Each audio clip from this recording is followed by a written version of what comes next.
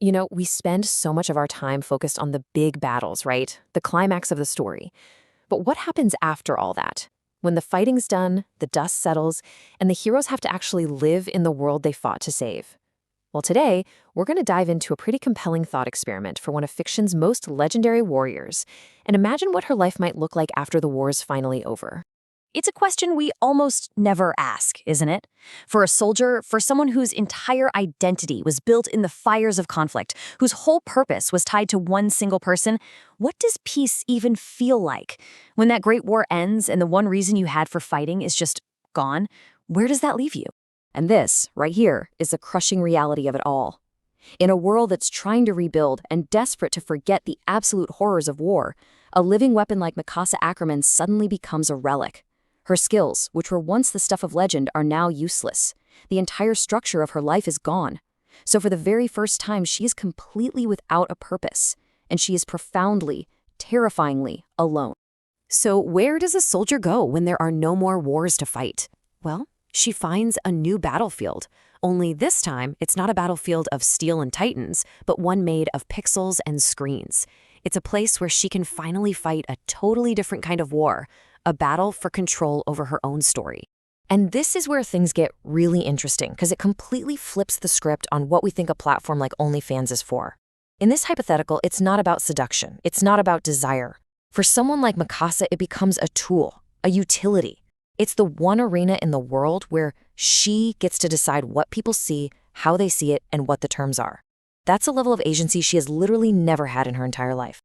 Okay, so what does this actually look like? How does a warrior who's basically become a ghost, how does she monetize a past that's just so steeped in trauma and myth? Well, I can tell you, it is not what you would expect. The kind of content she creates and the audience that it draws in are completely unique. Look, the stuff she posts is incredibly intimate, but it's not explicit at all. We're talking about her sharing the real, physical reminders of her past, the scars from years of ODM gear, from fighting titans. She shares those quiet, intense stares that you just know hold 1,000 untold stories.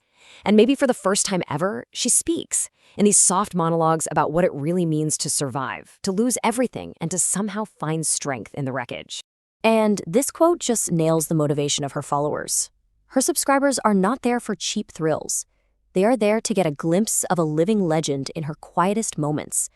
They're paying for proximity to the myth itself, the last warrior, the woman who stood beside a monster, loved him, and somehow managed to survive the apocalypse he created. It's like a modern version of myth-making. But of course, an act this bold, this public, it doesn't go unnoticed. As her following starts to grow, the world outside that paywall begins to debate what she's doing, and public opinion just splits into these two incredibly passionate extremes. So on one side, you've got the worshippers. They see her as this fallen saint who's finally finding her voice. They see a survivor who is taking ownership of her own story, a story that was never really hers to tell before. But then, on the other side, the critics are just as loud. They see it as a complete betrayal of her legacy, a desecration of a memory they feel is sacred. They accuse her of monetizing her grief, of cheapening a story that they think belongs to the world, not just to her. But you know what? As fierce as that public shouting match is, it is nothing compared to the war that's now happening inside her own mind. This is where the real story unfolds, far away from her subscribers and her critics. This is the psychological thriller. Just think about that for a second. Every single ping from her phone, every new subscriber, every comment, it's not just a simple moment of success or failure. Each and every one is a double-edged sword, offering her validation and pain in the exact same instant. And this is the core conflict, isn't it? With every post, she gets this rush of validation. For the first time, she feels seen. Her story is finally her own. She's reclaimed her own body. But that feeling is immediately followed by the sharp sting of desecration. Her very real pain has now become a product. Her scars, once symbols of her survival, are now just commodities to be consumed. So has she really reclaimed herself?